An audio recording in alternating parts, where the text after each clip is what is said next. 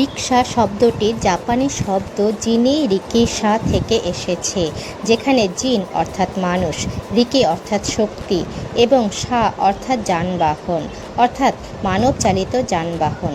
1919 সালে ব্রিটিশরা হ্যাকনে ক্যারেজ আইন পাশ করে কলকাতায় যাত্রী পরিবহনের বাহন হিসাবে হাতে টানা রিক্সা ভাড়া করার অনুমতি দেয়, যা নিশ্চিতভাবে প্রভু দাসের ক্ষমতার শ্রেণীবিন্যাসকে শক্তিশালী করতে সাহায্য করে।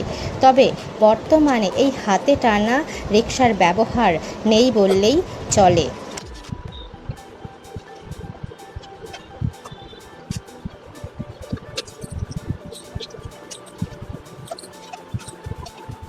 হাতে টানা রিক্সা কলকাতার একটি হারিয়ে যাওয়া ঐতিহ্য বিশেষের মধ্যেই পড়ে।